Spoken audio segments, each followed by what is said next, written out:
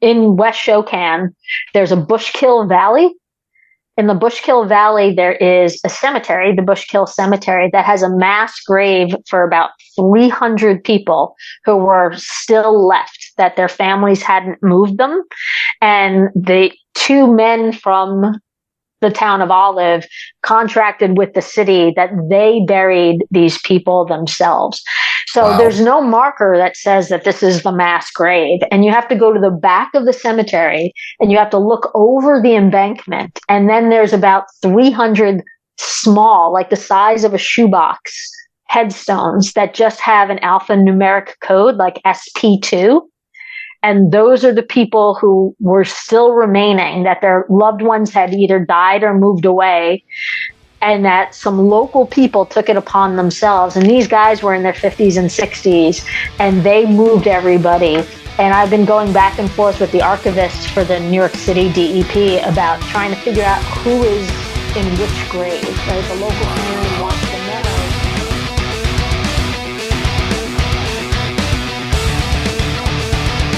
The bushwhacks were some of the worst days I've ever had in the mountains, or life, really. Whereas Panther Mountain is totally opposite. It's a mountain on top of a crater. I think the weather challenges on this incident were particularly difficult. It was really the development of New York State. Catskills were responsible.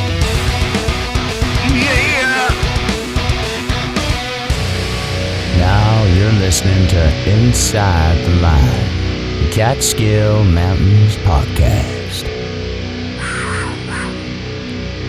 So, episode 130, here with April Beisaw, talking about Reservoir Ghost Town. So, I screwed it up last time, by the way. I said 130 on our last episode. I was very tired. So, it's 130 now. I know, April's shaking her head. She's just like, absolutely ridiculous. Yeah. All I know is that means I've gained one episode on you.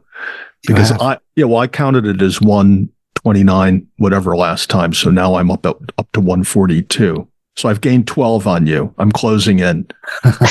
I'm only like 4 episodes behind you. Right. Yeah. Well, yeah, for some people, maybe. All right. So crazy incidences have happened over the past couple of weeks here and all around the world, basically. So up near me, about 20 minutes away, this Sunday, June 30th, a plane crash happened around Sydney Center area, which is, once again, 20 minutes southwest of me. A family was from, Georgia? Was visiting up here in Cooperstown for the baseball tournament. We have a bunch of different baseball parks up here in Oneonta and in Cooperstown. And they were headed back home. They were going to stop in West Virginia for a refill and then go down to Georgia for the end of their flight. And unfortunately, they crashed. Now, we recently had, being on Sunday, we had some severe thunderstorms here, a couple actually. One that happened down that was a possible tornado, but it was confirmed that it wasn't a tornado down in Roscoe area. But the Piper Malibu Mirage took off from Nader Regional Airport in Oneonta around 1:40. Data was lost about 12 minutes later. So it was ascending around 9,000 feet when it crashed to the ground.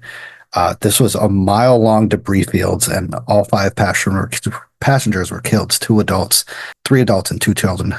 Very, very unfortunate event. Now, at the time it happened, I was at home, so I was walking the dogs, but to the southwest, I could see that there was some rough weather. There was high winds and stuff like that. So at the time when I heard about it, I, got messages from a lot of people right away and just kind of looked into it. And my initial thought was that they hit some bad weather down in that area, and they just couldn't recover from it because we have bumpy hills all over the place here. But unfortunately, investigation is still going on, and we have yet to find out what caused the crash or, what actually happened. And unfortunately, we'll maybe never know just because of how quick it happened. It happened very quick. So what else did I leave out? Tad, you want to fill me in with some other stuff? Yeah. So as you indicated, there was 5 passengers on board. The pilot was Roger Beggs, 76, and his daughter, Laura Van Epps, along with her husband, both 42 years old. They were traveling with their sons, James, age 12, and Harrison, age 10. Apparently, James was playing in a baseball tournament in Cooperstown over the weekend. They had flown up on Thursday, stopping in Charlottesville, Virginia to refuel, spent the weekend in Cooperstown playing baseball. And then, for reasons unknown, we all saw the bad weather, the stormy, balmy weather on Sunday. For reasons unknown, they left shortly before 2 p.m. our time. And about 12 to 14 minutes in flight, the data was lost. Like you said, leaving a mile-long debris field.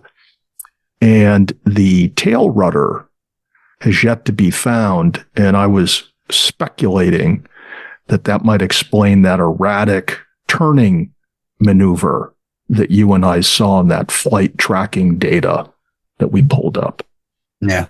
I wish I could show you this, but it was a very, the flight pattern was a very wicked flight pattern. Like the person, Roger, looks like he was heading exactly south, kind of southwest, a little bit southwest.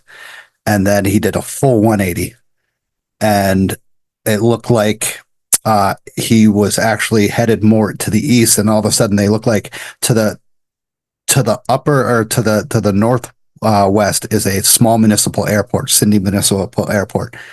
And it looked like they were trying to make a run for that airport, and data was lost after that.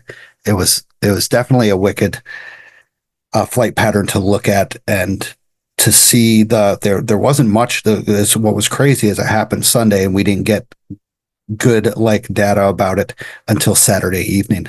And, I was wondering what happened the whole time. And unfortunately, we don't know if they hit weather, if there was a malfunction with the plane, if something happened and they just couldn't recover. But it was pretty crazy.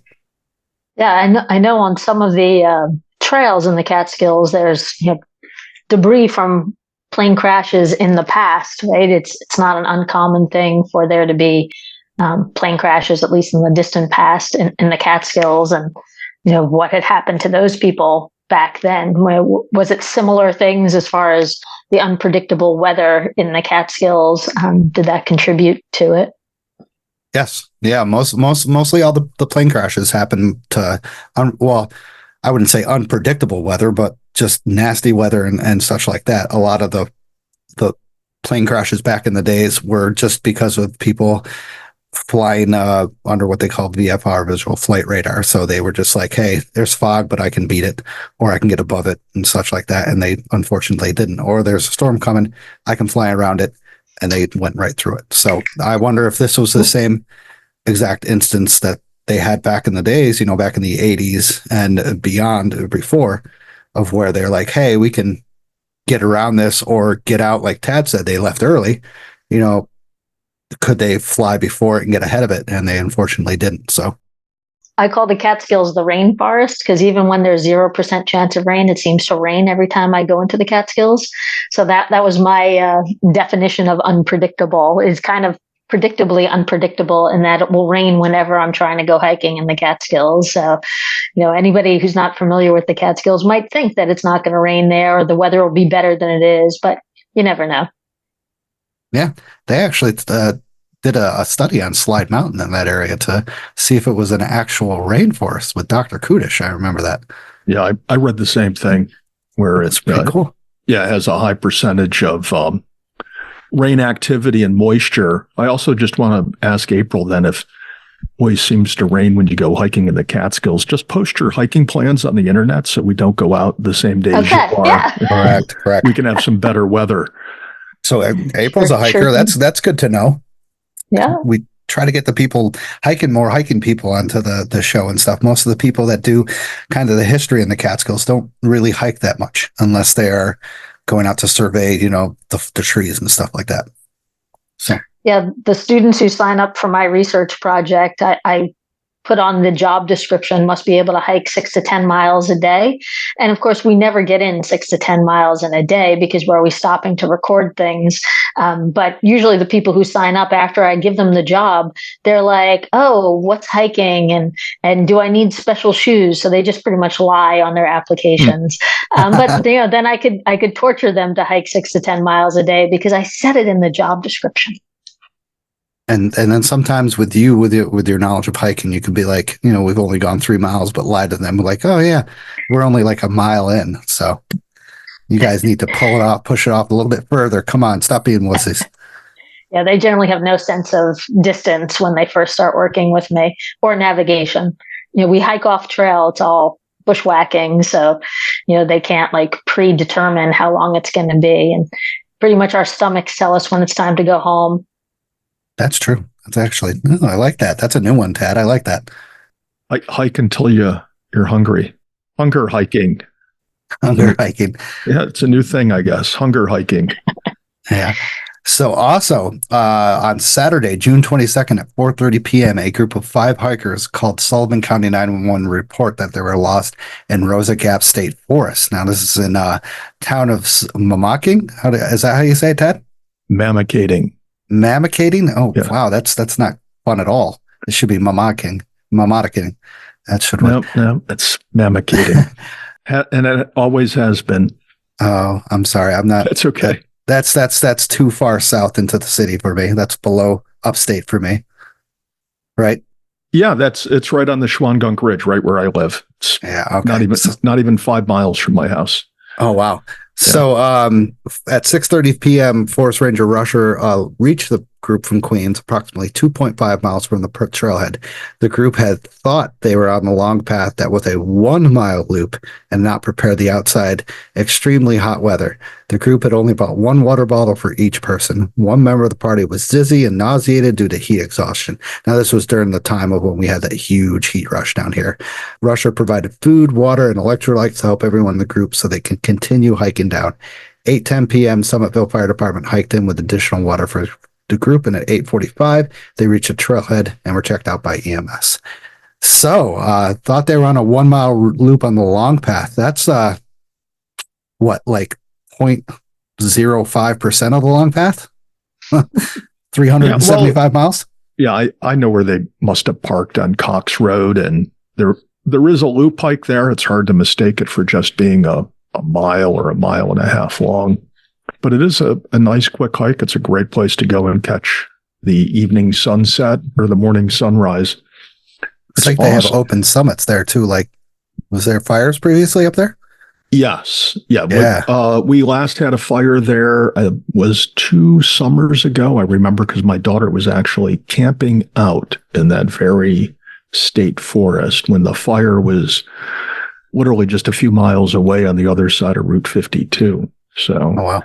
Yeah, it's a lovely area. It's, it's got that Gunk's pitch pine vibe going on. And it's one of the only places that you can actually overnight on the Gunk Ridge. Oh, nice. Oh, wow. Yeah. So, you actually gave that away? Like, yeah, our listeners are cool. So I gotta admit, they're cool, even though they voted down Stump Stosh, and I'm taking that one to the grave. That's really hurtful. I've been in therapy all week, but we've been making progress. Yes, I'm just going to keep bringing that up because it really was hurtful. Oh well.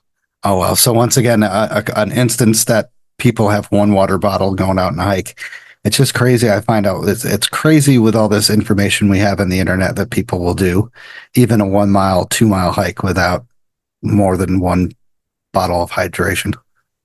Yeah, when most folks seem they can't even drive around in their car with air conditioning without having a bottle of water at hand, then when they're going to go out and do a hike of indeterminate length on the long path, emphasis again on the phrase long path, they run out of water. They only bring a single pint bottle of Polar Spring water. Right. Well, to some people, 1 mile is long. That's true. Yeah. You're students, right? Exactly. Yeah. It goes back to, a lot of people don't grow up hiking. So, when they think that they're going to go out for a hike, they think 20 minutes, 40 minutes, right? 2 miles. What's 2 miles? I don't know what 2 miles is. And then they get into trouble. But it's good to know that there's people out there helping them. But it seems kind of excessive to keep bringing them water and not convincing them that they should stop and come back. Allowing them to continue when clearly they don't know what they're doing is a little questionable. But yeah. We talk about that. Let's flip it over to a different topic that happened a couple of years ago. So the monolith has reappeared in the United States now. I don't know if it has reappeared anywhere, but it has been found once again in Colorado and Las Vegas. If you don't remember this, 2 years ago in Utah, this just massive mirror monolith that was a triangle over 10 feet tall appeared in the middle of nowhere. Some person found it. Let's just say that. And there was no trace of how it got here. And now this reminds a lot of us, like, I don't know if of my age, of 2001: A Space Odyssey, of the monolith just appearing in the middle of, the jungle or something, the monkeys going at it and stuff like that. But this happened in Denver, where it's starting to make a comeback, I guess. A Reddit posted in the Fort Collins subreddit over the weekend saying that they went to a structure near Bellevue and they spotted the monolith again. Now, once again, this happened on June 15th and June 16th, and it happened also again in Las Vegas on June 21st. And if you look at the pictures, I'll have the link online. This thing is 10 feet tall. It is a mirror shaped. There's a mirror object. It looks unreal. No connections have been made. And this is, I think it appeared 7 times over the course of the world in 2020. Now, it happened over in California, New Mexico, Japan, Russia. Once again, it's pretty freaking crazy to see this. And I did a meme a long time ago that had one up on Hunter Mountain. That was pretty funny, but that was when I was a rookie. Speaking of pretty funny, April, if you would, just with me, look over Stasha's right shoulder. Do you see those mirror plates? They're about 10 feet tall. They kind of look like a monolith. Do you see them behind him? Right. Just make sure during the show tonight, you don't mention to the listeners that there's a stack of mirror-shaped monolithic type mirror components behind Stash. We don't want our listeners. Figure it out. Yeah, we don't want anybody to make that association with our host. Yeah, they don't care. So what do you guys think of this? What's your thoughts? April first. What do you think? I think you're an archaeologist and you don't know it, because that's what archaeologists do. They find things or discuss things that have been found. But have you been to Dia Beacon recently, the art museum in Beacon on the east bank of the Hudson River? I haven't been there in many years. I'm embarrassed to say it's been so long. Yeah, they have an exhibit right now for an artist whose name is Michael Heiser, Heizer, and he does these sorts of things. Like he creates these very large stones and kind of like Stonehenge, and he excavates large open areas. So like one of the exhibits at the Dia Beacon is like a big hole in the ground inside the museum, and another is just this big stone. So it sounds to me like contemporary art in the form of Banksy. But instead of 2001: Space Odyssey, it reminded me of the old Land of the Lost TV show from like the late 70s, early 80s. Wasn't there like a monolith that they were lost in a different time, and they would find this monolith and they could communicate with somebody or something like that? Was I the only one who watched this? You lost me on that. Yeah. Just you didn't see the show? No. That's I was too busy out milking the cows on the farm where I grew up. Yeah. It was 1974 to 1977. There was a remake of it as a movie in 2009. So maybe somebody that's listening knows that I'm not hallucinating this. But yeah. Yeah, it's definitely cool, and it's definitely fun to wonder what it is and how it got there. Yeah, just imagine walking upon that, and there's 10 feet tall, just, and to see like no trace of it, like that's got to be so crazy. And it's mirrored, so you could fix your hair in it and stuff. Yeah. So here you are, you're lugging these components of this structure out to wherever it is, and then you have to erect them on site. I would think that there's a high likelihood on a smooth mirror-like surface that somebody's going to leave fingerprints. Wouldn't you think so, April? I mean, you're the sleuth here, the investigator. Wouldn't you think that there's got to be some type of evidence left behind if that's there's always evidence. Yes. Yeah. Yeah. I mean, I would seriously just be like, holy, like it would be absolutely insane to walk upon this. And like I said, 2001: A Space Odyssey is a really crazy, trippy movie. It's not the greatest, but I think as of the time that it was brought out, that it was just like, is this what it's going to be like? And to have that happen, you're hiking in Colorado or Utah or Las Vegas, and all of a sudden your next turn, there's a big, huge, massive 3-sided mirror. Although this one in Colorado was rectangular, so it wasn't triangular. So maybe they're doing away with the triangular and going with rectangular throughout the world. So, but the one in Las Vegas was triangular though. So it's definitely an odd instance that's come up. So if you have the time, check out what happened back in 2020. I remember the craziness that went around, and all of a sudden they started to appear in, I wouldn't say all over the world, but at different places in the world. And it was very cool to watch or wonder where they would appear next. So also, now we've been talking about Everest the past couple episodes, like 10 episodes, and they have started a cleanup on Everest. So the dead bodies are going to be starting to be cleaned up on Everest because of climate change now. Thinning snow and ice has made it easier to see the bodies now. And they are going to be trying to get as many people as they can off of this massive peak, of course, the most highest peak in the world, off of Everest. Now, as of yet, they said 5 teams are going to be going up there. So they have people up there. It's like 12 military personnel and 18 climbers are going to go up there because of global warming there becoming more visible. And now it's starting to kind of make the trek up Everest a little bit less desirable, even though there's more people doing it every damn year. So more than 300 people have been perished on the mountain since the 1920s, and 8 this year alone. Many of them remains. Colorful climbing gear, of course. Everybody has to have a colorful climbing gear to see the next person on the trail in case of bad conditions and such. Now, they're not going to take away green boots, what we talked about before, which is kind of like the first dead person a climber sees when they climb up Everest.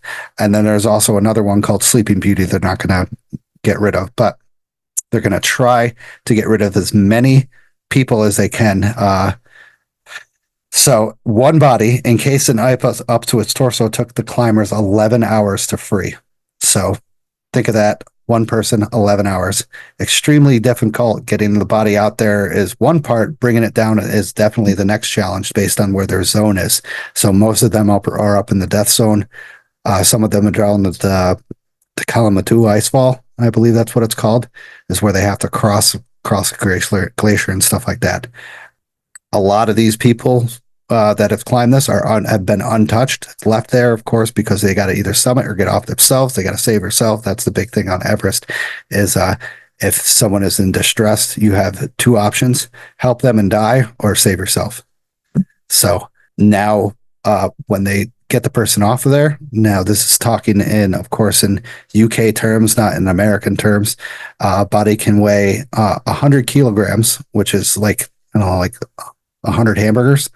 What do we do that in American terms? It's like hamburgers, right? We compare the hamburgers with sodas. Did you really say somebody weighs 100 hamburgers? Yes, you did. Wow, that's so bad. That's American terms. No, it's not. It's not at all. What the hell is a kilometer? I don't know what the hell a kilometer is. No, kilometer. 100 kilograms is about 200, a little over 200 pounds. So basically, a lot of the Nepalese have said this basically has turned into a graveyard now because of of the amount of climbers that we see going up there. I mean, we see this all on Facebook and Instagram. The amount of people climbing up, 300-400 people climbing up at one time is just absolutely insane. But, and they're all standing in line, right? Exactly. They get to a certain spot. They got to stand there in the line. Apparently they're standing in the line next to dead frozen bodies that have been up there for years, decades, whatever. Obviously that's kind of haunting and sad on the one hand, but then on the other hand, it kind of cements the concept that what you're doing entails really grave risk. Well, to me, I think the real benefit is to some folks, this is a family member, a loved one, a son, a daughter, a mother, a father that are being retrieved and brought back. I wonder what they're doing with the bodies when they get them down the mountain. If they're flying them home or cremating them, what is the plans after the recovery?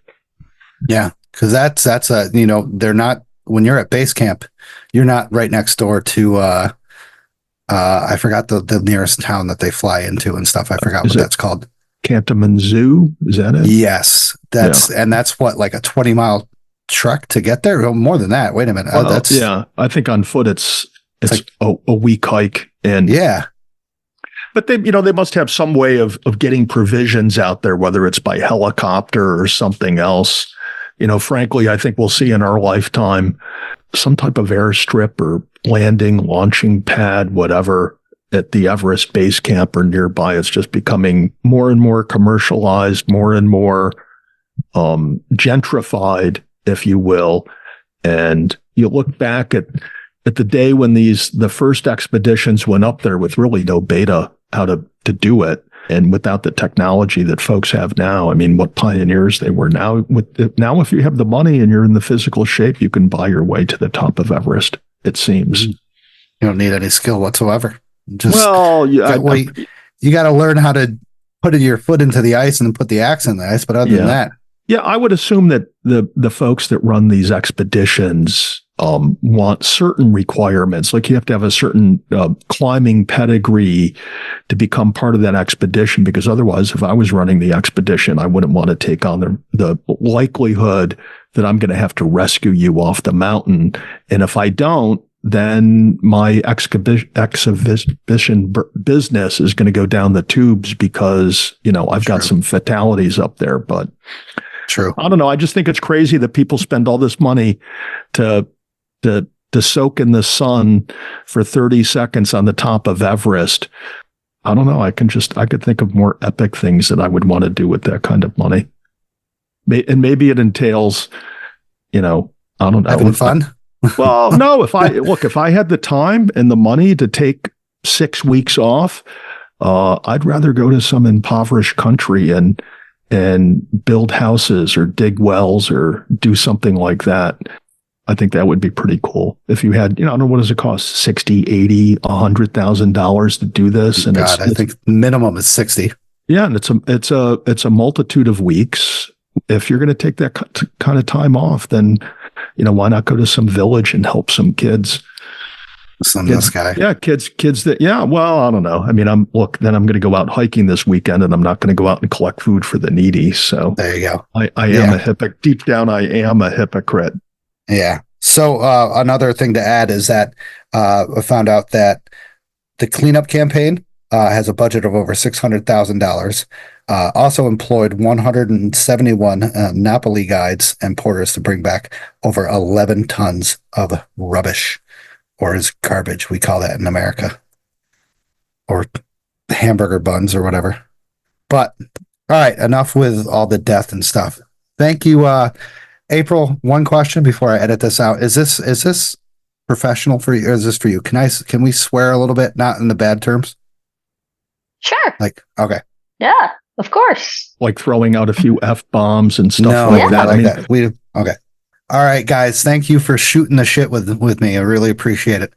Thank you to the monthly supporters, Darren, Vicky, John, Betsy, Denise, Vanessa, Joseph, Jim C, Michael, and David. Thank you guys very much for supporting the show. Thank you for believing in me. Also, discover Camp Catskill in Tannersville, your ultimate hiking store. Find top quality gear, apparel, accessories for all your outdoor adventures. Expert staff is here to help every hiker from beginning to seasoned pros. We also carry a variety of unique Catskill souvenirs and gifts. Visit us online at campcatskill.co and come into the store for your next journey. Adventure starts at Camp Catskill. Also, embark on a transformative journey with Another Summit. Another Summit is dedicated to serving veterans and first responders with free outdoor activities. Activities like walks in nature, paddling, hiking, or even backpacking. Join our supportive community to rejuvenate in nature's embrace. Experience camaraderie, adventure, and healing at no cost. Take your next step with Another Summit and ascend to new heights of resilience and joy. Apply today on anothersummit.org. So, mentions. So we have Overlook Outdoors Co.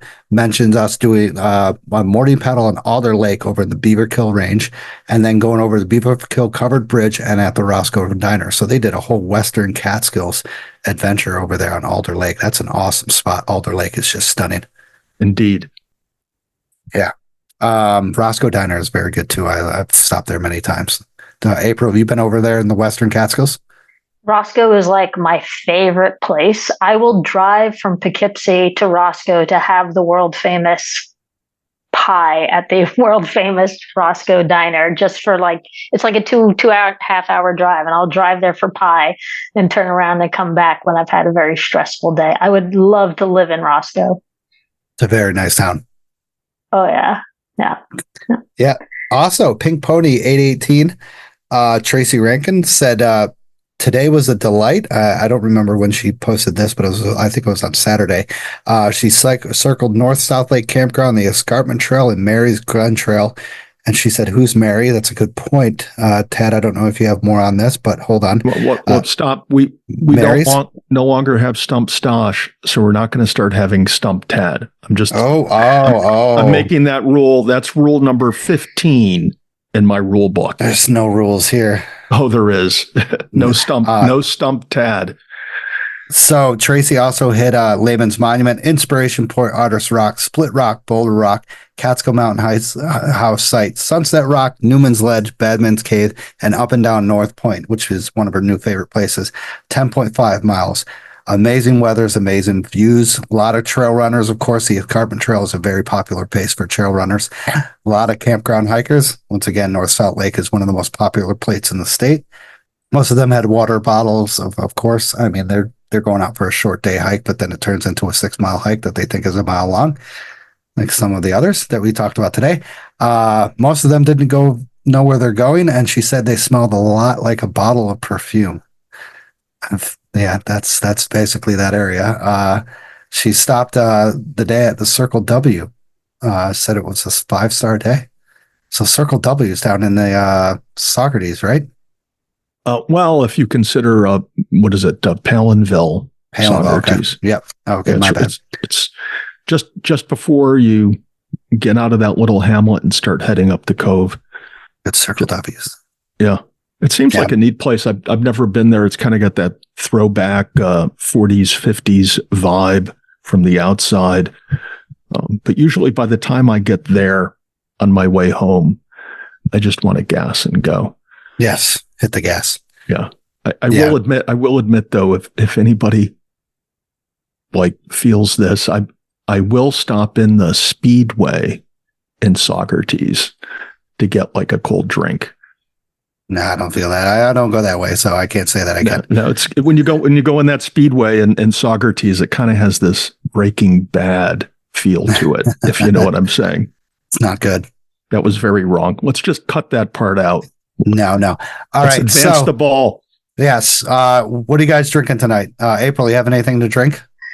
I didn't know I was supposed to have anything to drink. Oh. I have some beer in the fridge, but I didn't break it out. Oh, okay. That's fine. What's the beer? What's it, local? It's a Vienna beer because I'm all about Vienna right now. I'm gonna grab it. Nice. Oh, there we go. See what you're doing to me? Bad influence. No, this is what we want. This show is 100% spontaneous events. Somewhat. 100% spontaneous bad events. So it's Von Trapp Brewing. Von Trapp Nice. Brewing Von Vienna Trapp. Lager. Well, crack it open and tell us what you think. I think it's thankfully a dark beer. You can't get dark beers anymore anywhere. Everything's an IPA. I don't need to go to a restaurant and have 10 choices for IPAs. I think it's very refreshing. Nice. Excellent. Nice. Tad, you're probably having coffee, unfortunately. Yeah, I put out the review story post that I do have the trusty Yeti cup full of my home roasted, home brewed coffee. And actually a couple of my Instagram pals have sent me messages. One of them asked me if we could go, because they're driving. Apparently they have a long drive up and back this weekend. So they'd like to know if we can leg it out for 4 hours on the show tonight. No. Yeah. I got to wake up at 3:00 tomorrow. No, I'm good. So they'll just have to replay it. It'll be that good. You'll want to listen to it 3 times. Yes, they can do that. Please do. That'll get us more views, actually. So yeah, I just finished my Awestruck Homicider. So it's called a Homicider. It was last year's cider for, of course, Halloween. It's hometown Homicider. It's good stuff. Has a little pumpkin in it and stuff.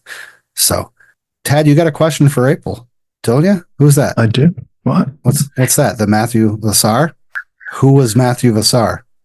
Oh, now she's smiling. We'll see. Well, do you know who Matthew Vassar is?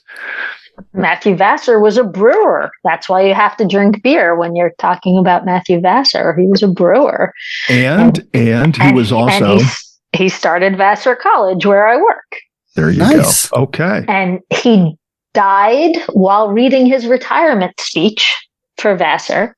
Wow. And I do the Vassar ghost tours, and I read his retirement speech right next to the statue of him, next to the building that he supposedly haunts. So I know his speech very well, where he said that he regrets that he would not be meeting with these people again. It was during a board of trustees meeting, and he dropped dead, and they continued the meeting afterwards. It was around noon when he dropped dead. But this is why I'm going to retire early, because I'm not going to die while giving my retirement speech. Yeah. Well, I would avoid the retirement speech altogether, especially at Vassar College. Okay, record it in advance.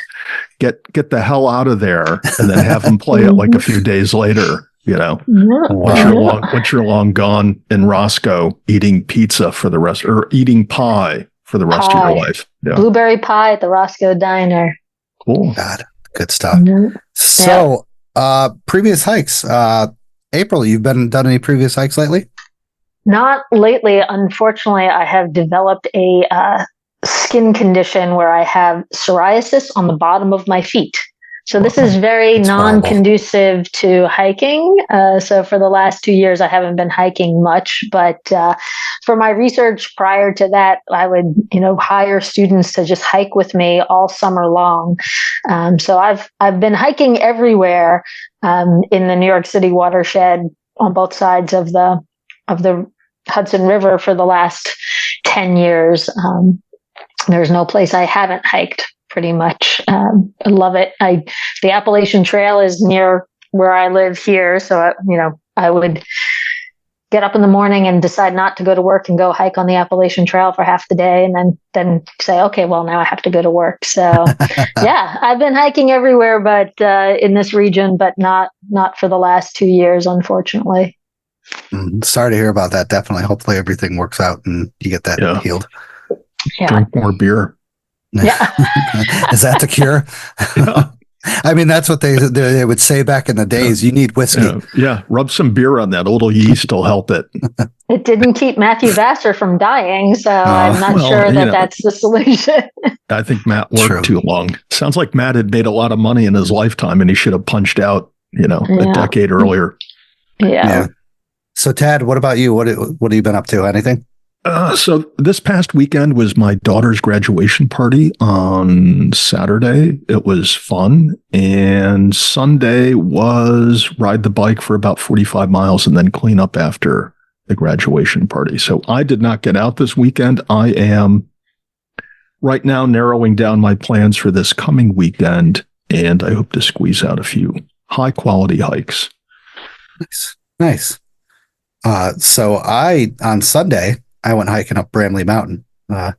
It was just a nice, I wanted something local. I wanted to sleep in a little bit and just do something. And Bramley Mountain's 30 minutes away from me. I got good gain, around 900 feet, 3.7, 3.8 miles. Awesome view. I got up there like 3/4 of the way up. I hit some rain. I threw on the rain cover for the pack, and then I threw on my raincoat, and it was insanely humid out there. So like everything was sweating. It was disgusting. I was just like, I'd rather soak in the rain than soak in this freaking raincoat. It was disgusting. So do you ever try a poncho? Like one of the cheap ponchos? Well, it doesn't have to be cheap or expensive, but just the whole concept behind a poncho is it keeps the rain off of you, but it's open at the bottom, so it's very breathable. And it's not like you're in a sauna. You're not walking around in your own personal sauna. You're getting a lot of ventilation. True. I mean, I might look into it, but I have a really nice raincoat that I have from SAR that has like the breathable pockets and everything on the sides and stuff. But it was 100% humidity. It was like 83 degrees, I think, for that day on Sunday. So I know what April's thinking. She just doesn't want to ask. You went out on this 3-mile hike. Did you just bring a single water bottle? Yeah, one bottle. Or did you bring more? No, I gotta, I've been, I have the through hike in like 2 weeks, less than 2 weeks over the presidential range up in New Hampshire. So I've just been putting weight in my pack. I think it was 33 pounds for this short of a hike. And I got up there and I don't know how many, like probably like under 30 minutes. And I was just pushing it, and I got to watch the storm go over the southern part of the Catskills. It was really neat. Beautiful spot. Once again, somebody on Bramley Mountain, I think it was Jamie Myers, said that they were up on there soaring mourning, like MOUR, mourning warblers, and 5 mountain lions on Bramley Mountain. Just 5? Huh. 5. Usually you find more up there. Yeah, Bramley Mountain's filled with mountain lions. Yeah, the DEC pushed them outside of the blue line, and they've taken up residence in the western Catskills. And that's why they're building a fire tower. So when you're up there, you have a chance to escape from the mountain lions, I guess. Correct. So Jamie, I wish I could have saw you on the trail, but unfortunately they must have went the same clockwise way that I did, and they came down the other way. So, but awesome hike. At the end of the day, of course, you get up to the top, you can see partial views, and then when you're on your way down, the freaking skies open up and it's beautiful. That's what happened. It was on the way down, skies opened up, it got hotter, and it was it was clear. So, but today I went hiking as well. I had training in the morning. I decided that I wanted to get somewhere close. I was going to hit Bramley again, but I was like, you know what? I know of a place closer, and that's pretty good. I went to Plattekill Ski Resort and hauled my ass up that really quickly. I threw 37 pounds in my pack to see what I could do, and I got up to the top in 38 minutes. So I felt good. You stayed on the ski slope itself? I went on the Overlook Trail, yes. Okay. And that's on the ski slope side of the mountain? Yes. Yeah. It's on the outer edge to the left. Mm-hmm. You were up there recently, weren't you? Yeah, I was up there this past winter. It was a fantastic hike. I started out in the Plattekill Forest on the opposite side, a little bit south of, and then I hiked the ridge line around to, I guess it's called Round Top on the other side. And it was a fantastic day. It was one of those days in the winter where you could have justified wearing your snowshoes, and you really didn't need them. It was like, 50% use them, 50% don't. But it was a fabulous winter hike. I enjoyed it tremendously. There was a lot on the side of the ridge that I was on, there was just a lot of those little young birches growing. I mean, the birches that are, a little bit bigger than like a fence post in terms of their diameter or thickness. Oh, okay. They were tall, but that area was heavily logged, and there was just a lot of trails over there. It would have been a great place for backcountry skiing if it had a little more snow. So, yeah, good. I'm glad to see you're like working out and trying to get in shape. I just trying to get in shape. I am in shape. Well, trying to get in better shape, I guess I should say. All I know is I'm a little had trepidations here because I remember last year after your New Hampshire excursion, when I was a mere listener and not a guest in perpetuity, that you came back and for it seemed like eternity you were talking about your feet and blisters. That was horrible. Well, yeah, I mean, 2 straight days of pouring rain. I mean, your boots never dry, your feet and your socks never dry, and it was horrible. But I mean, this is just the views were absolutely phenomenal. I don't know if you guys have ever. I mean, Tad, you've probably been to the top there. It has. I didn't go over to the North Peak. I was on the South Peak, but I could see so many different high peaks, and of course, 100 highest peaks. You could see the Burroughs Range when you went down part of the Overlook Trail. There's I don't know. I mean, it's way too far drive for most people, but it's definitely worth it. Yeah, it's a nice mountain, and frankly, before I was a Catskill mountain hiker, I was a Catskill mountain skier, and I've skied Plattekill Mountain countless times, going back to I'm going to say I guess mid '90s when it reopened. I skied there, and through the early 2000s. Yeah. So it's a great ski area, and those Western Catskills have a certain charm to them. In part, I think it's because you just don't run into as many people when you're out there. Yeah, they're putting in new snow machines up there too on the northern slopes of their time to the right. So that's pretty neat. Pretty neat to see construction with a family owned ski resort. So yeah, still going. Which brings up one of my peeves about being a ski area owner operator in the Catskills. Your competitor is the state of New York and Bel Air ski area. Yep. They have basically an unlimited budget. They don't have to show a profit. They don't have to go out and get financing, borrow anything. A bad season doesn't kill them. A private operator like the folks that own and operate Plattekill, one bad winter can put them in the red. Yeah. Yeah, so kudos to them. I'm going to reach out to them, see if they want to get chat on the show. So get us some free lift tickets. Yeah, right. Yeah, we'll go make some turns. Is that all you see in this? I just want them to be on the show to talk about their awesome life. Come on. I want free lift tickets. They're not on the show. You don't make that call. Well, I'm going to make this call. All right, I'm going to call them now. Good call. All right. So once again, volunteer, everybody. 3500 Club is the Trailhead Stewards. Catskill Trail Crew is doing some work around the Catskills. I got their email from, I'm not sure where they are next, but I will post it in there. Catskill Mountain Club, the Visitors Center, Jolly Rovers Trail Crew, Bradley Mountain Fire Tower is looking for some volunteers. And of course, if you want stickers, send me an email, hit me up on any social media page, or go to Camp Catskill. So, weather forecast for the weekend. Let's check it out. Now I got to refresh this. Why is this?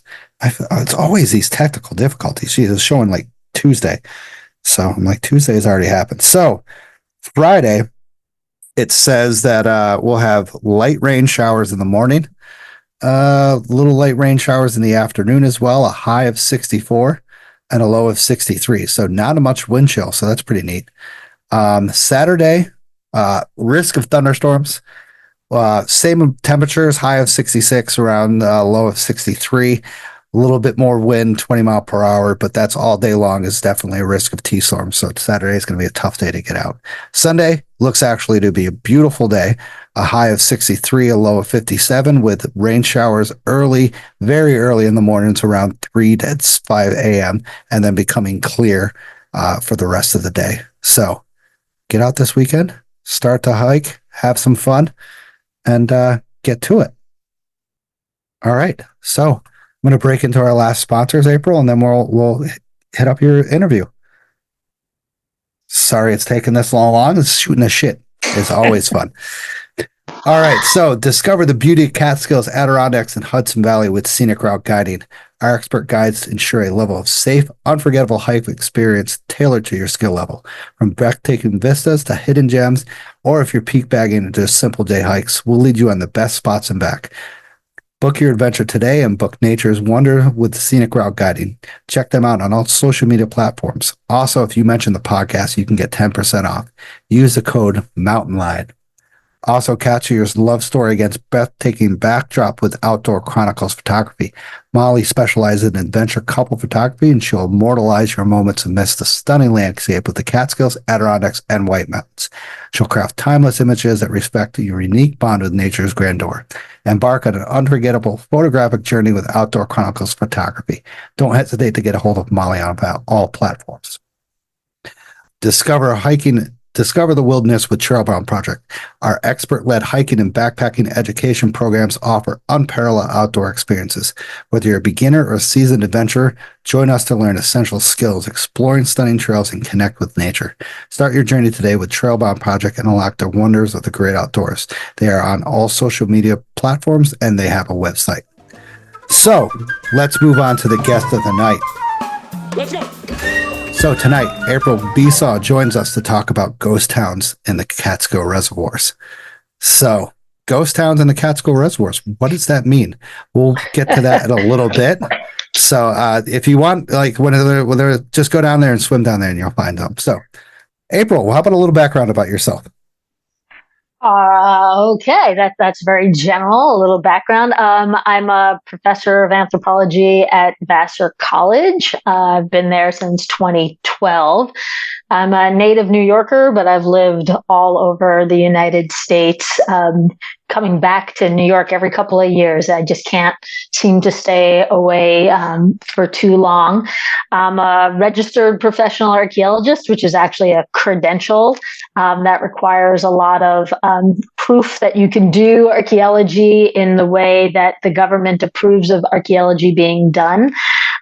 So that there's a Secretary of Interior standards for what a professional archaeologist is. So I have met that, and I write books. I'm currently writing a book on the archaeology of American protests. My specialty is actually the identification of animal bones, which is very fun when you're out hiking and you find skeletal material. I can tell you exactly what it is and what side of the body it's come from and whether it's a juvenile or an adult, and that's a fun thing to do. I've written a book about that as well. But I think that's enough. Isn't that enough? You say you're native to New York. Where were you formerly of? I was born in Brooklyn, raised on Long Island, and I did my graduate work at Binghamton. Nice. No, nice. Yeah. That's somewhat a southern tier, upstate. So, I mean, it's upstate to me. Vassar College, where's that at?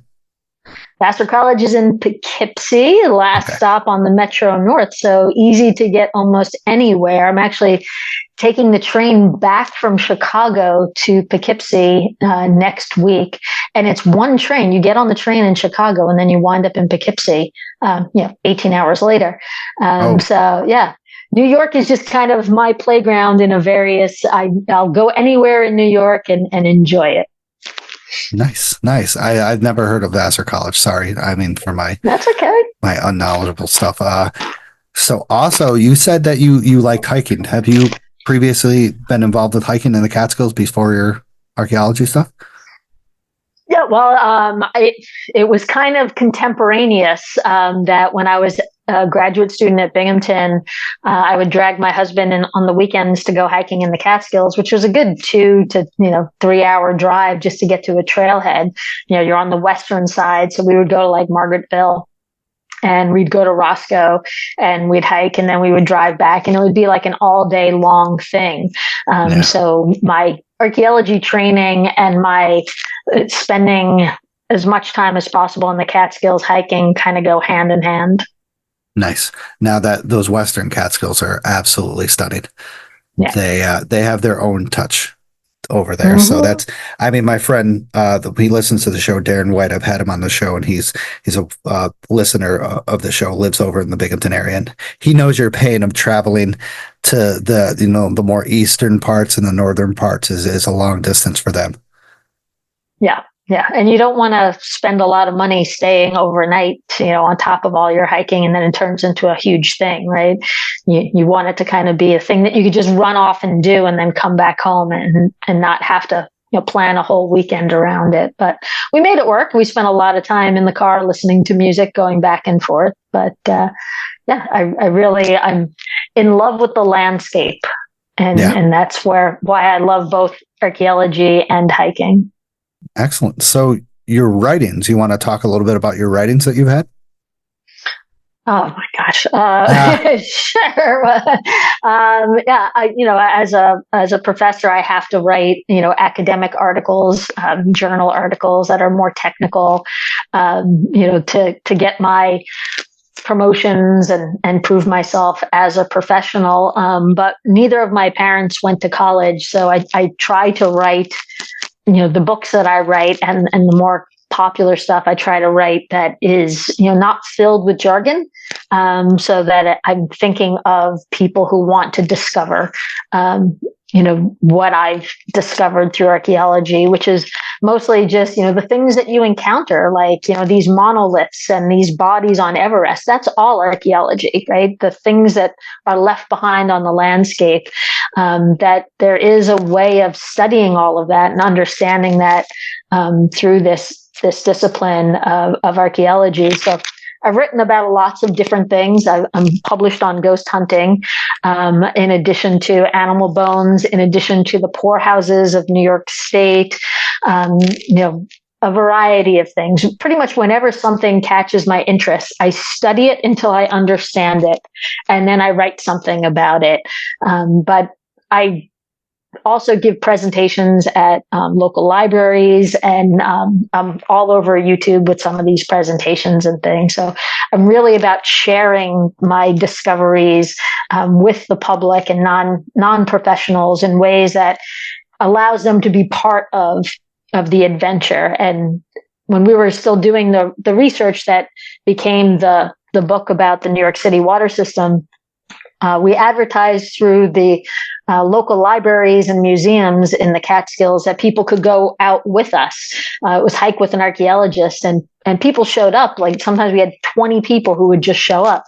And what we didn't very well convey to them is that when you're hiking with us, you're doing the research with us. Like we don't know what we're going to find. It wasn't like predetermined, and we're just going off. And they're like, well, what are we going to see? And I'm like, I don't know. We're going to find what we find, and then we'll figure it out. And some people, weren't up to, that kind of off trail hiking, but those who were, they loved it. And now they follow me around whenever they'll, I go somewhere, they show up and they want to be with us, to do it. Sounds like our type of thing, Tad. That's what what bushwhacking's about.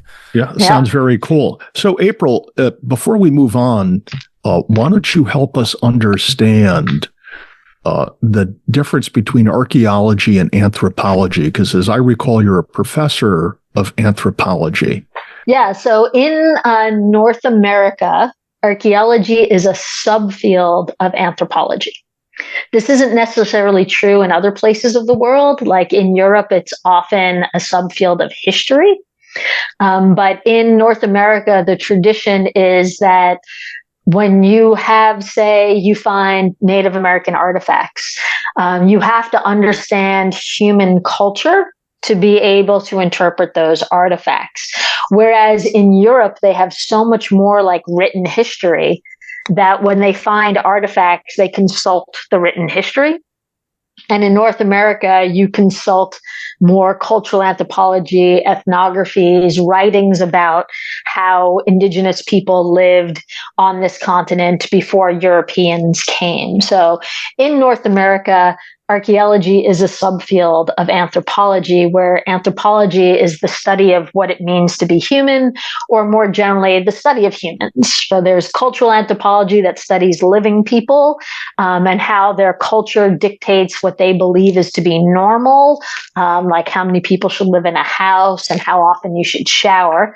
There's linguistic anthropology, which is about how you talk and communicate, what things are jokes, what things are not jokes, right? That sort of things. And physical or biological anthropology is about the human body. And physical and biological anthropologists often study all primates, like bonobos and various forms of chimpanzees and great apes, to understand what makes humans different from these and the same as these other primate species. So if you throw together this cultural anthropology, this biological anthropology, this linguistic anthropology, and archaeology, you have a holistic way of understanding all of human past, present, and future through space and time. So that's why archaeology is a component of anthropology. Wow, that sounds like you've thought about this and have given this answer before. That was good. Yeah. Damn. Yeah.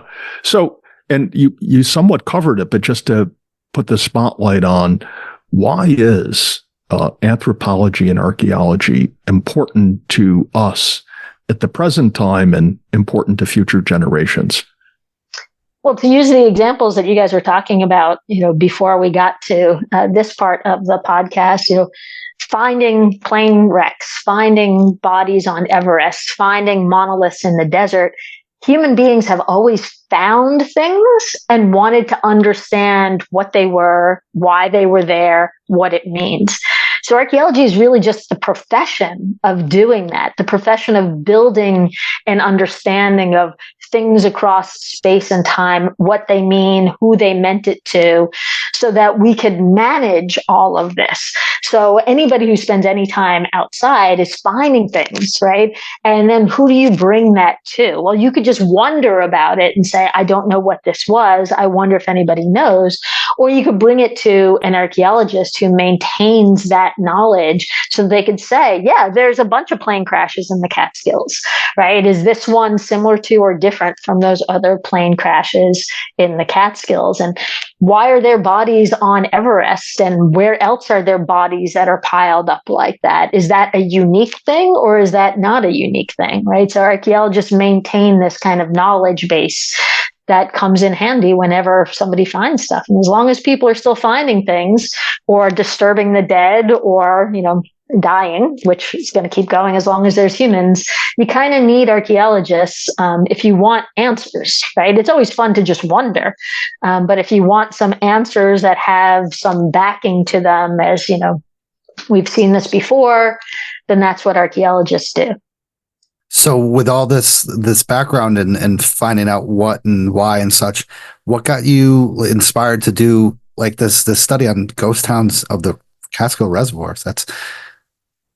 It was literally, I was, this graduate student, an archaeology graduate student at Binghamton. I had gotten a bachelor's in chemistry from Rutgers and decided that chemistry was not fun because it's inside with cancer-causing chemicals all day, every day. That's not a very life-affirming career. And I wanted to be outside more, right? So I applied for graduate school for archaeology. I applied to 2 programs. I got into one. And then I went to Binghamton to study archaeology. And my husband and I were driving back and forth to the Catskills every weekend. And I don't know, your history well enough, but in the 1990s, all of these little signs appeared all around the reservoirs in the Catskills that said former site of, and then the name of a community. And as a young archaeologist, I'm saying, how in the world was there a community on this steep slope, right? Like, it doesn't make sense where these signs were. So I would just talk to my husband as we were driving, like, where is this community? How does it make any sense that these signs are here? There's no evidence in the woods, but yet we'd go on our hikes and there'd be stone walls and building foundations, nowhere near these signs. So I literally was thinking about this when I was doing my master's and dissertation work at Binghamton, but I did it on other projects. And then in 2012, when I started as a professor at Vassar, I needed a research project that I could take my students out into the field. And I'm literally in Poughkeepsie in the middle of the eastern and western New York City watersheds. So I just started taking intro archaeology students. They had to do field work with me, part of a graded activity. And I would plan the day either in the Catskills or in the Croton Reservoir area. And if it was going to rain in the Catskills, we'd go south to the Croton. If it was going to rain in the Croton, we would go northwest to the Catskills. And I would take these students out who, a lot of them, had never been away from Poughkeepsie before, right? They're mostly from California and Florida and places like that. And I'd just take them out hiking, and we would record everything we saw and come back and talk about it. And that's how my project got started. It's really a hiking-based project that was inspired by hiking, and the methodology is hiking. And we don't collect any artifacts. We just take geotagged waypoints and photographs, and we leave everything where it is so that anybody else who goes hiking in those areas can discover the same things that we discovered. Yeah, you better not admit that you take anything from there. DEC will snag you. They will take you down. Well, this is mostly DEP land. So DEP, sorry. Yeah, DEC is the state. DEP is New York City. That's good. So New York that's City even worse. Department of Environmental Protection. Yeah. Oh, yeah. Yeah. They're very stringent. So I am fascinated with the reservoirs, with the history of it and such, like the building of the dams, the building of the aqueduct. I don't know, I've done at least 5 or 6 episodes on this. I've read so many books, and I don't know how other people, once again, saw you, if they see what you saw, former site of Ashokan, former site of Olive Bridge or something like that. And this doesn't spark their interest, but it definitely did with me. So a lot of people don't know. They know why these towns were there, but because of the water. New York City needed water. But how? Mm-hmm. Can you explain how they got taken over, that they were just told, hey, to leave? Yeah, it kind of varies because this process happened over 150 years. And that's not even including the places that got demolished on Manhattan itself. Just moving to the first off Manhattan Island reservoir, being the Croton, in 1847, literally the city just went to people's houses and told them that they had to leave. And some people were able to stay in their house until literally the water was coming. But for the most part, it was just in the town of Olive for the Ashokan, some people only got 10 days notice that they had to leave their house. There wasn't really much of a formal process. It was just a notification system. We are notifying you that your house is being taken. In Olive for the Ashokan Reservoir, they got between 10 and 30 days notice, depending on where they were, because the plans changed a couple of times. And they were told that they would get half their land's assessed value for their property. They would not get compensated for their business income at all, just their land's assessed value. They'd get half. And that was based on New York City's assessment of their land. It wasn't an independent system. It wasn't based on what the owners wanted. So the city would say, your land is this by this. We're going to give you this amount of money, which is only half of what they themselves said it was worth. And if you want more, you have to sue us for it. So there's the New York State Archives has, in linear feet, that's how they calculate how much they have, records of the testimonies of these people going to court trying to get more money from the city. And they're saying things like, you could read some of this on Google Books. They're saying things like, oh, I had a boarding house and I made this amount of money per month. And the city's like, you didn't make that all year long. So we're going to divide it by 12. And therefore you really didn't make any money. So it doesn't matter. And the people who did win these lawsuits, it was years later that they won the lawsuits. And a lot of these people had already died before they won their lawsuits. And according to Bob Studing, who looked at more of these than I did, he wrote the Last of the Handmade Dams book about the Ashokan. There are still millions of dollars that were awarded to these people that the city was supposed to pay that the city never actually paid. So when you say the words like eminent domain, people think, well, the city just bought their property. Some people made money because the city took land that they weren't really using, so they got some assessed value and that's it. But lots of these people lost everything. And there were lots of people who were just homeless.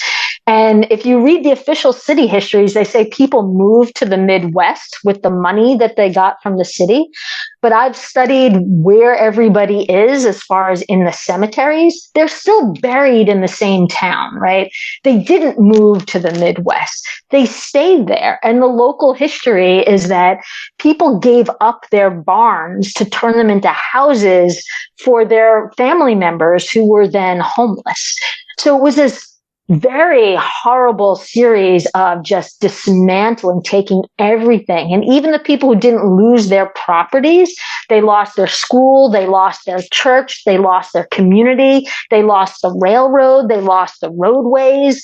Like, it totally uprooted everything. So if you just look at, well, who lost their property and how much money did they make, right? You're not really considering the large scale of this kind of devastation. In the town of Olive alone, they demolished 8 schools, right? Wow. How do you have any sense of community? Can you imagine if somebody came to your community now and just took most of it away and then said, okay, you're fine, you keep going the way you're going? But how are you going to do that? And a lot of these people were related to each other. So I tracked family names, and some family names lost 20, 30 parcels of land. But then if you track the marriages, they're all intermarried. So the same family lost dozens and dozens of parcels of land. And they also had to rebury their loved ones. Some of these people had just died and were just buried, and they had to dig them up out of graves and move them elsewhere, to the point that their descendants nowadays still don't know exactly where everybody wound up. So that's one of the common things that community members ask me, is they ask me to help find their ancestors because they don't know where they're buried. So the city gave you half your land assessed value for the Ashokan Reservoir, and then they gave you $15 to dig up your ancestor and bury them somewhere else, which wasn't enough money to bury them anywhere else. So you still had to pay, right? So it was so disruptive that some of the local people who wrote about people committing suicide because it was so disruptive and so upsetting. It was a very traumatic process, specifically for the Ashokan Reservoir, which was the biggest one that had the most amount of demolition. But it happened throughout time. So the process changed for each reservoir a little bit, and the number of communities that were impacted changed. At the Boyd's Corner Reservoir, that's on the east side of the Hudson River, they only took a couple of parcels of land to build the reservoir. But then 50 years later, the New York State Board of Health gave New York City the power to condemn all of the farms around that reservoir. So it seems like they only took a couple of parcels of land, but basically the whole entire town was repurposed. You were not allowed to be a farmer in that town anymore, even though you didn't live next to the reservoir. So the process is much more convoluted than just eminent domain. Were they justified in the money that they received? Wow.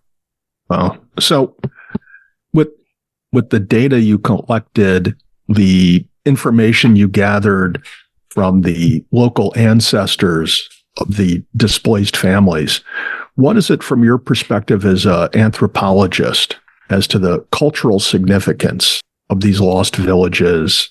What occurred during this process? What's the takeaway? Yeah, the takeaway is that most people, most Americans at least, do not know where their water comes from. And therefore, they don't value their water. How many people do you know that don't even drink their tap water, right? They're like, oh, that's not good water. I have to get bottled water. That's good water, right? So I think the most important thing is that this story isn't necessarily unique, right? It happens all over the world, but most people are taught to not pay any attention, to not care. You turn on the tap and water comes and you get a bill for it and that's it. But that everything that's provided to us has this history to it and there's this cost to it. There are people around some reservoirs who have no water themselves because the water is not for them. It gets shunted to somebody else. So the things that we take for granted, that we should not take these things for granted. The people who built the New York City reservoir system were then hired by other cities around the United States to build their reservoir systems. The Boston reservoir system was built by the people who built the New York reservoir system. So it's not just a Catskill story. It's not just a New York story. It's a story for all of us to think, especially in this time of climate change. Right? Climate change is really a water crisis, that there's either going to be too much or too little water. And where there used to be water, there's not going to be enough. And where there used to be not enough, there's going to be too much. So thinking about what our future is when it comes to water, we have to kind of understand what our past is instead of just assuming, oh, don't worry about it. The water will come. It's not a given. So with that context, do you look at the current situation in the American Southwest and the Colorado River and the depletion of those reservoirs and what's occurring out there? Yeah, Las Vegas is kind of a crazy situation, right? Las Vegas is it's in the desert and people are like getting green lawns and things and it just keeps growing and growing. And if you look at old aerial photos of Las Vegas, it is completely the desert. And now there's all of these like golf courses, like it's so green. Where is this water coming from? Right. So when you start thinking about how we were talking about the landscape, this landscape is being totally transformed, that there are other people whose water is going away. So Lake Powell is very, very low.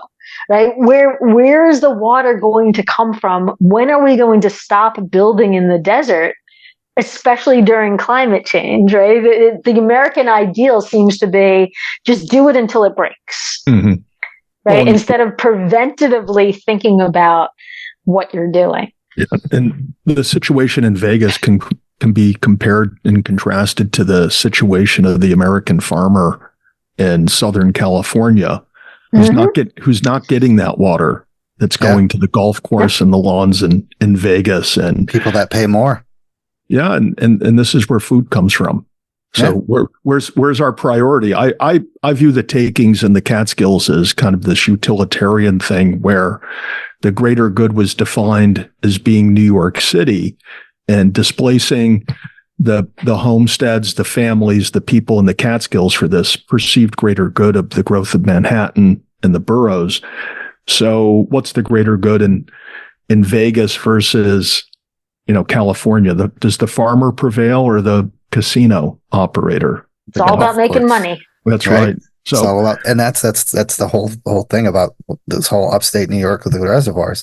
It's all about making money, and that created a better New York City. I mean, did it create a better Catskills? I like looking at those reservoirs from the top of the mountain, but I don't think it really did much up here, did it? Yeah. When you think about one of the probably the overlooked aspects is that when you built the reservoir, you took away the low-lying flatlands, which were more suitable for, hamlets, villages, farming, and for living in versus the slope sides that were rockier, less fertile, less tillable land up there. And you gave these people X dollars to move out of the valley, and then they were probably all competing for farmland elsewhere that unnaturally drove up the prices. Yeah, that's another big question. How did they find land after they were told to get out of their land for the reservoirs? Like, did they have to go purchase it from another person, or did they find parcels for them or something?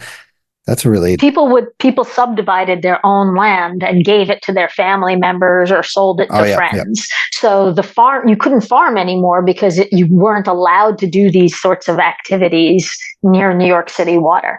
So in 1899, the State Board of Health approved that you could not do any activities that would have animals within a certain number of feet of any water body that flowed into a New York City reservoir, and the number of feet depended on the topography of the area. So let's say 800 to 1,000 feet, that you couldn't have any animals within 800 to 1,000 feet of any body of water that flowed into a New York City reservoir. That's the entire watershed, right? We're in the Catskills, and can you do any farming without having animals within 800 to 1,000 feet of water? Right? Yeah. It all flows to the reservoir. That's why they put the reservoir there. So farming was basically limited to little corners and valleys that were, for one reason or another, cut off from the New York City reservoir system that flowed away from it.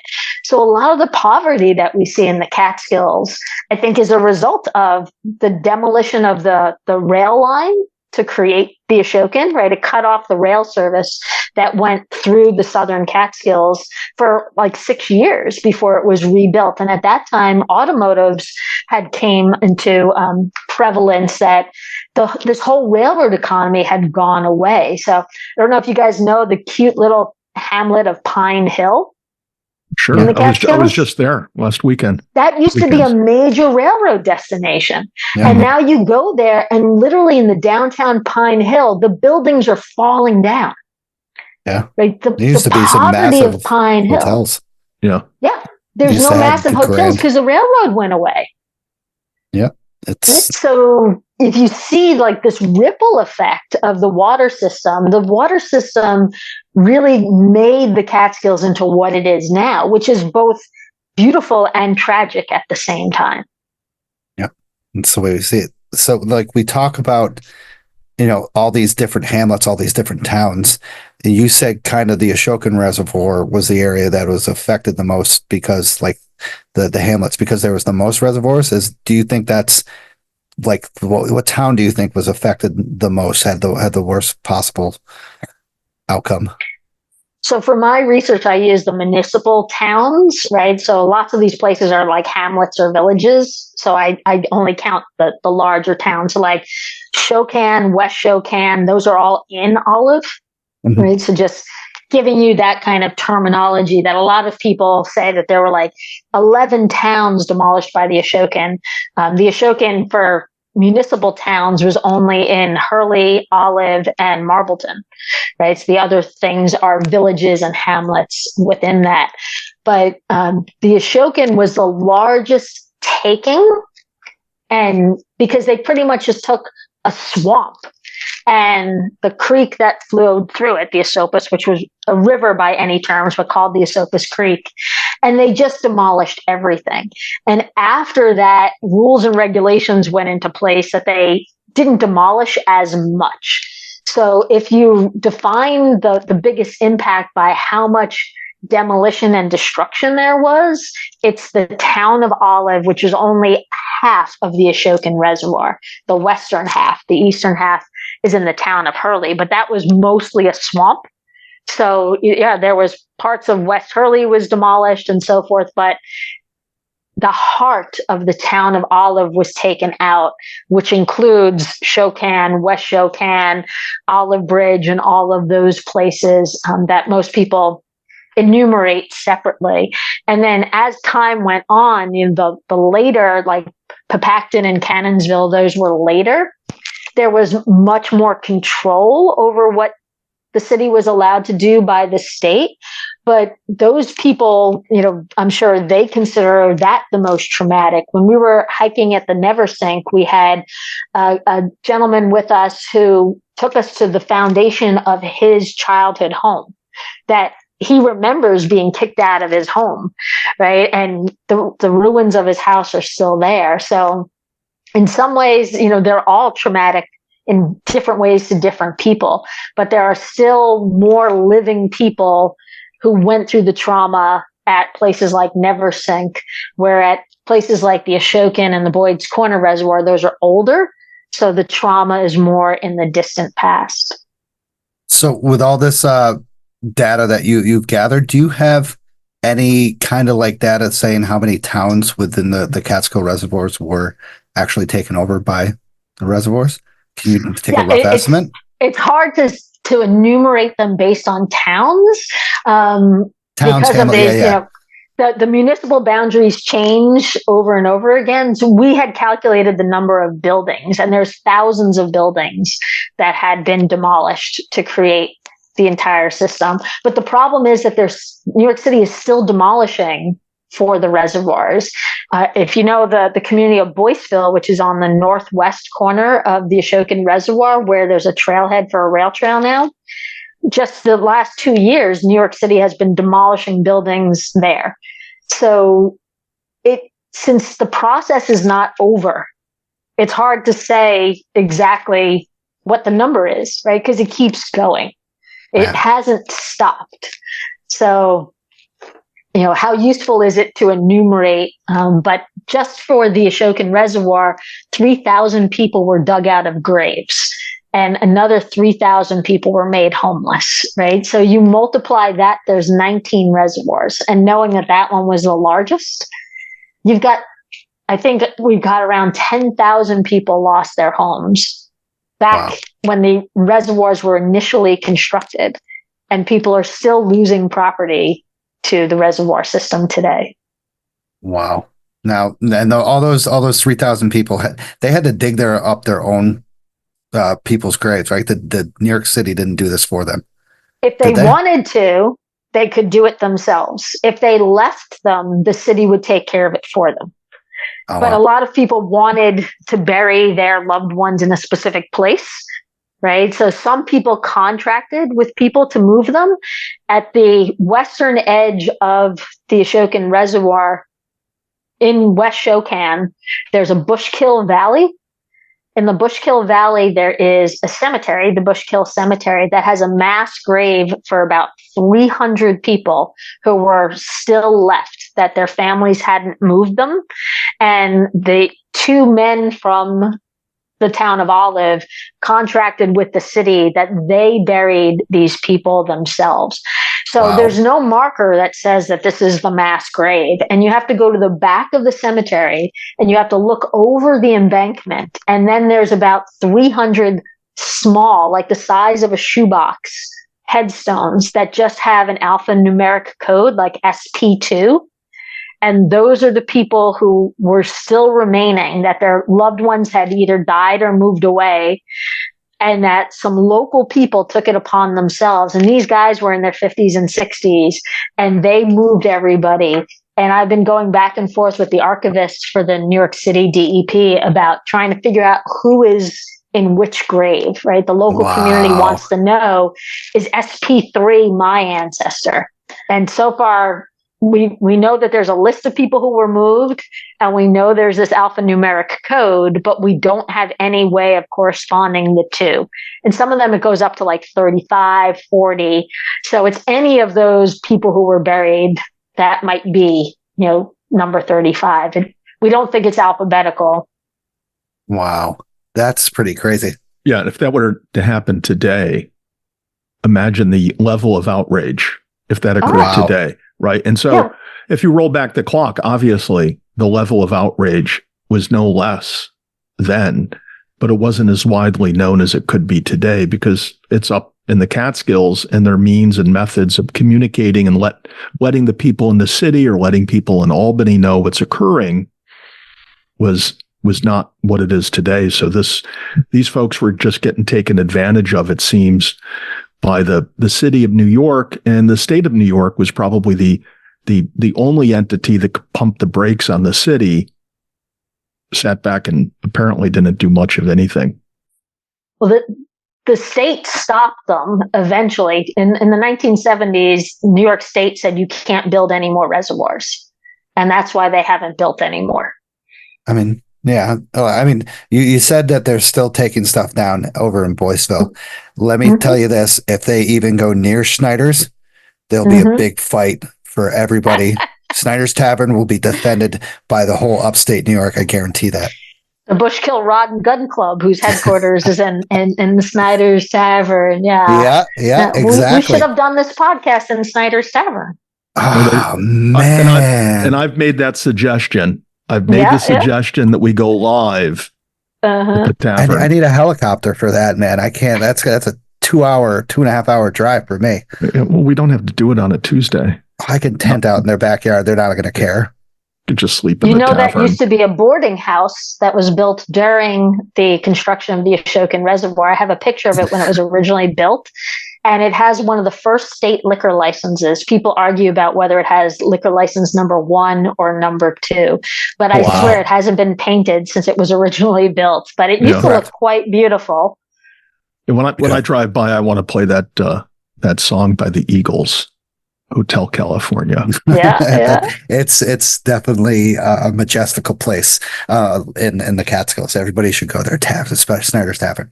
So with all this like looking around and stuff, searching and digging, did you find any like really shocking discoveries? Something that you were like, oh shit, like besides that freaking gravesite over in the Bushkill, that's insane. Yeah. Well, we don't dig, so we don't find artifacts in that way. But we have lots of haunting kind of stories. New York City paid a photographer to go around and take pictures of all of the buildings that were going to be demolished for the Ashokan Reservoir. And one of the people who did this, his name was Ira Forbes. He was a local guy who lived in Shokan. He owned multiple properties, and he had to take pictures of his own houses before they were being demolished. And one of the days in January of 1909, which is relatively early in this whole process, right? The Ashokan Reservoir is fully functional in 1915. He got a injury to his leg and commented on it with people, and he went home because he felt ill, and he was dead within minutes, according to his obituary. And this guy, a photographer, right? There's not a single picture of him that I could find. So, like, what happened to Ira C. Forbes? So he's buried in one of the cemeteries near the Ashokan Reservoir with his parents, who I believe were moved to that cemetery because of the reservoir. And I think he might have actually been buried and then been moved as somebody who had to be moved because of the reservoir going in. So there's all of these kinds of very intricate stories that come out when you start digging that really show how the people were dealing with this in a variety of ways. But I like to think that there was some sort of karma kickback, that this guy was being paid by the city to take pictures of his family members and his friends' houses before they were demolished. And then he gets hurt and dies himself and becomes part of this kind of mess of who's going to be buried where as we go around.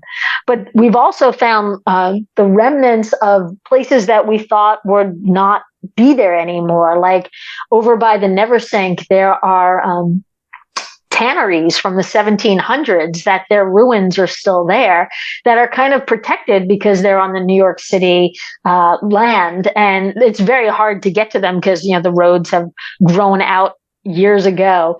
So we've found parts of the history of the Catskills that we never intended to find that are out there waiting to be found. But if you go to the Ashokan Dam, so on the south side, not the rail trail on the north side, there's a parking area that is right kind of in the center where the bridge is, what people call the lemon squeeze. And there's now a trail system on the south side of Route 28A. So you park in the parking lot at the dam. There's also another parking lot, but you could park at the dam, cross 28A going to the south, and now there's a trail system. And there is a whole complex of ruins in there from the quarrying to create the rocks that created the dam itself. And when the students and I first came across this, I had no idea that it was there. We were hiking the property. It's known as Acorn Hill. It's a New York City recreation unit called Acorn Hill. And we hiked up to the top of the hill and we looked down and we could see all of this, what archaeologists would call monumental architecture. It looked like something from Indiana Jones, right? And I said to the students, what the is that? And they're like, well, you don't know? We don't know, right? So you go down and it's very intricate, all of this system of crushers and there's this area for the trains to come in to load the rocks into it. And it's just huge and it makes you feel so small. And most people have no idea that it's there. So there are some pretty amazing locations, and some of them are on trails, but a lot of them are not on trails. Now with this, do you have to, I know there's certain places within the reservoirs you have to get a permit to access, correct? Now, I'm not, do you need a permit to access that spot like you do? So I believe Acorn Hill is currently public access, no permit needed, but you're supposed to stay on trail. And last time I was there, this area that has the crusher was not on trail. But if you go online to the New York City DEP recreation website, all you have to do is fill out information, that's your contact information, and promise not to do things like dig or build fires and stuff. And then you can just print out a permit. And then that gives you a number and you carry it with you, and it has a hang tag for your car. And that way, if you do anything, theoretically, they could rescind your permission. There are some places it's property by property, the rules and regulations. There are places around the Ashokan Reservoir that are listed as public access, New York City owned land, but it is landlocked by private property. There's no way to get to it without trespassing. Okay. So I would never give a blanket statement of, you could do this, you could do that. The safest thing to do is to just go get a permit, right? Read all the rules and regulations because they're very interesting. But in general, around the reservoirs, you are not allowed to go to the water, right? That is the most restricted unless you're fishing, and you have to have a fishing pole and a valid fishing permit. You can't just be like, oh, I'm checking out the water. That is a no-no. And a lot of that is post 9/11. If you remember the anthrax scares and the worrying that somebody was going to pollute the water system of New York City. So they police that more than they police the actual properties that aren't next to the water. But I've had the New York City DEP police confront us when we had all of our permits and tell us to go elsewhere. So there is a control system, and it is supposed to be, a lot of these places don't have any trails, so you can't actually hike on the trails, but there is supposed to be that you know where you are, even though most of these properties don't have a sign identifying what property you're at. Most don't have a parking area, and most don't have any indication of why you would want to be there. So you kind of have to pre-decide what you're doing and where you're going, and then check what the rules and regulations are. So Tad, it sounds like it looked like you've been there before, have you? Well, no, I haven't hiked in there, but I know that is an area that the DEP opened up a few years ago, and I've seen photos and heard reports of people that have been there, and I guess it's well worth the effort. It's a short hike. It's not a strenuous hike, which might explain why I haven't done it. But everyone that I've known that's been over there has enjoyed it immensely. Sweet. Cool. I'll have to check it out. Yeah. While you train for your presidential traverse. So I've been dying to ask April with her background and some of the books and journal articles, like this one that's ghost hunting as archaeology. Archaeology is ghost hunting. You find any ghosts in these travels around the Catskills? Any haunted houses? Any juicy stuff like that? Is Snyder's Tavern not a haunted house? Correct. Depends how many Schneider's beers you have. That and how many times you've seen the same guy there when you've gone there. Oh, that guy's still here. Jesus. Yeah. I don't hang out there that much. My definition of a ghost is when you can imagine or envision somebody from the past in the present, right? So if somebody tells you a really good story, then the lights go out and then there's a flash of lightning and you think you see something, right? That it's really the story that primes you, right? Whether ghosts exist or not in the paranormal sense, I don't really care.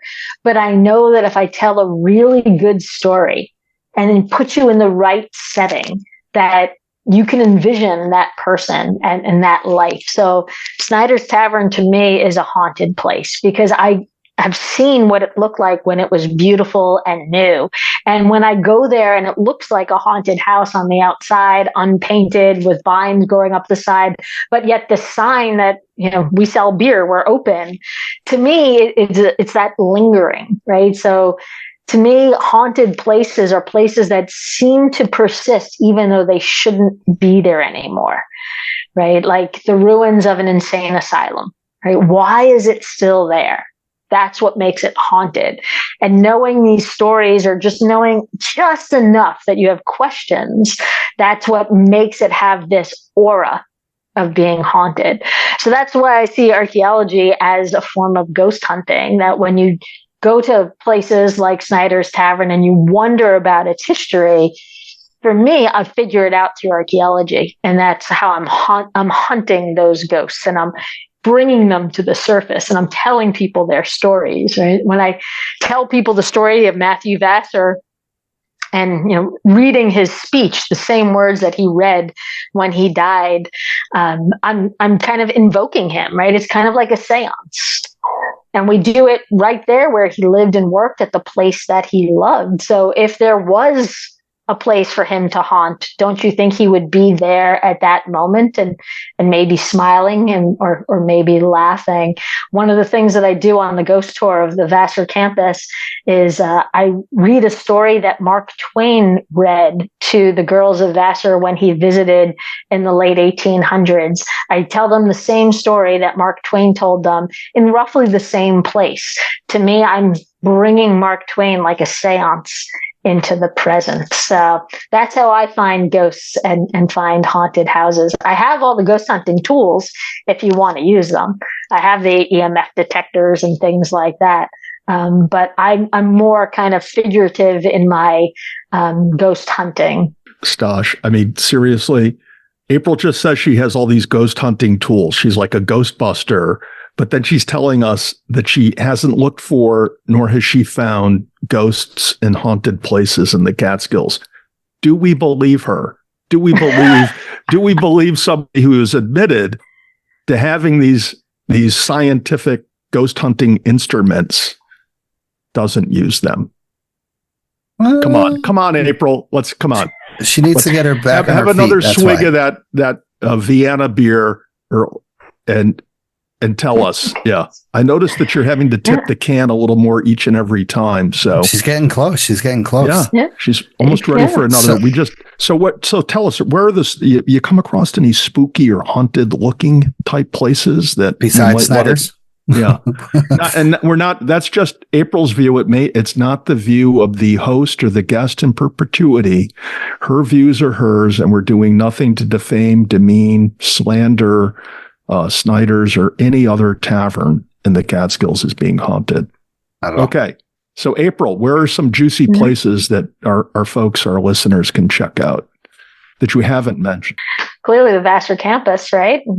I've got 2-hour-long ghost tours of the campus. So there's plenty of haunted places there, but I kind of find the haunted house in almost every town that I go to has some place that just looks like it doesn't belong, like something has happened there, right? And you kind of know. So as far as like hiking, have you been to Statsburg State Historic Site? Statsburg. It's on the east side of the Hudson River. No, I can't say that I have. Yeah, I'm a Westerner. Yeah, there's a Gilded Age mansion right in the front.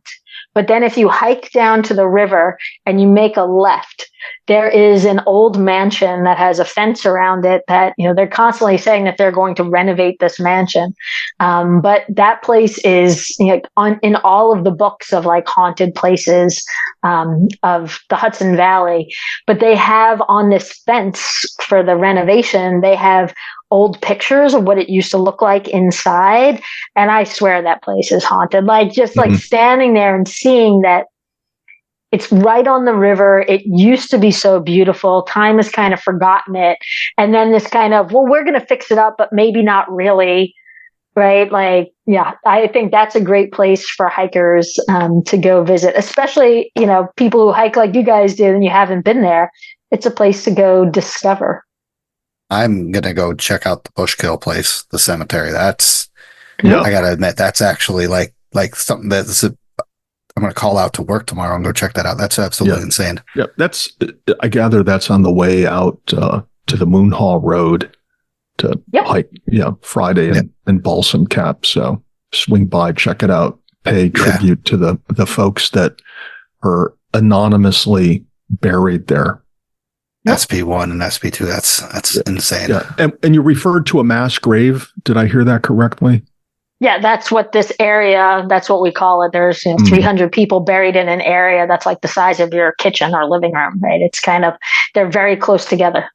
But do you know whether they're individual grave sites or just somewhat sectioned off, but not really underground? The exact how it is, we're still trying to figure out, going back and forth with the city archivist that's been trying to find information. So I don't know 100% how it's laid out. There's some weird things that we're finding from the archives, but not sure enough about anything to say anything publicly about it. But there are headstones for that amount of people, but it is a very small area. Nobody had a lot of space. But if these individuals were totally skeletonized, right? If you've never had to move a skeletonized body, it's amazing how small a skeletonized human person is as far as the volume that they take up. So it is possible that every individual has their own box where, like your femur, your leg bones are your longest bits, and you don't actually need much space. I rarely move around skeletized bodies. What about you, Stosh? Move around any recently at work? Not you recently. Guys get like a new shipment in of skeletons. So while we're talking about skeletons and bony remains, this is where I really want you to be just like gut honest, truthful. You say you have this capacity when you're walking through the woods to look down, you see a pile of bones, animal bones, and you can identify not only what animal they're from, but whether it's the left side, the right side, the thoracic spine, the lumbar spine, the femur. In the Catskills, mountain lion bones. How many times have you come across a pile of mountain lion bones in the Catskills? Never. Oh, please, come on. No, we're gonna ask you one more time. We want the truthful answer now. More than 50? More or less than 50? It's mostly deer bone. I think she said more than 50, Stosh. That's a wrap. April, thanks for joining us tonight. We have confirmation. Mountain lion remains from an expert, PhD, on the show. Yeah. Stosh, we were, from the day I came on, I told you we were going to get to the bottom of the mountain lion story in the Catskills, and April has now validated mountain lion remains. Well, next time you see them, just take a picture and send it to me. And I'll send it to the New Jersey reporter that got that New Jersey woman that saw it on her front porch. Yeah, mine will be authenticated by a 2.5-year-old toddler. Right, exactly. Did you hear about that story? Let's go over that real quick. No. So this lady's, her 2.5-year-old toddler saw a mountain lion that said, "Holy fuck," or something like that. What was it? Like, holy shit, it's a mountain lion, 2.5 years old. Yeah. I think it was holy fuck, Batman. Yeah, something like that. It was crazy. But anyway, April, I think we wrapped that up. One last question. Post-hike brews and bites. Like when you're coming from Binghamton or whether, I know you meant Roscoe Diner, or you're coming from the college, is there any place that you would like to suggest for people to stop at to get something to eat after a good hike or a good, searching? Yeah, and there's the Gunk Haus, right, in the Ridge. They had a fire like 2 years ago. I think they're back up. Are they back up and running now? Is that at the junction of 299 and 4455? It's in the sky. Yeah, that's right outside of New Paltz. Yeah, it's outside of New Paltz. If you're at like the Lowe's and you go south on that road, that's south from the Lowe's.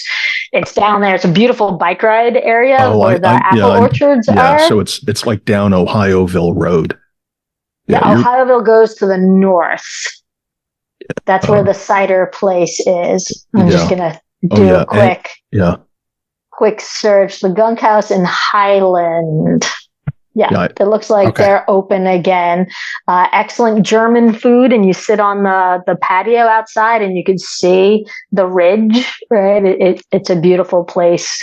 Of course, there's Lola's in New Paltz. If you're going to go into the Gunks as well, good place for a burger there. And if you're going to go all the way to Binghamton, of course, you're going to get some chicken speedy pizza from Nurchi's. Yes, and Speedy Rip It.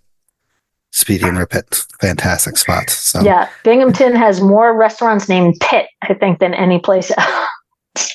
It's not a very appetizing name, the kitten of that pit. Yeah. Once again, thank you, April, for joining us tonight. Like to thank all the monthly supporters and monthly sponsors. Really appreciate you guys sticking with the show. Thank you to everyone who is still listening to the show. 130 episode. April joined us tonight to tell some amazing stories and amazing history on the ghost towns of the reservoir. And I think there needs to be a definite part 2 for this. We got to go more into this. So hopefully you can come back. Yeah, where we're going to really learn about the ghosts, the haunted houses, and the piles of mountain lion bones. Yeah, we'll have it. We'll have it over in the Bushkill Cemetery. Yeah, we want more intel on all of this ghost finding gear that you apparently have purchased on eBay. Yeah, awesome. Yeah, I get it from a ghost hunter's website, so it's official. Yeah. Oh, sweet. We'll bring our co-host on that night. Will be Dan Aykroyd. Okay. Hell yeah, I'll get him. Yes. All right, April, thank you for joining us. Hope you have a good night, and hopefully we can get out on the trail and take on one of your tours. All right, sounds good. All right, have a good night. Thanks, April. Bye. Thanks, Coach. Bye. Hey everyone, I just want to thank you for listening to the show. If you enjoyed the show, subscribe and throw down a smooth review on Spotify, Apple Podcasts, or any podcast platform that you use. You can also check daily updates of the podcast, hikes, hiking news, and local news on Facebook, Instagram, Twitter, and the official website of the show. Remember this, you gotta just keep on living in the Catskills, man. Livin. Wicked.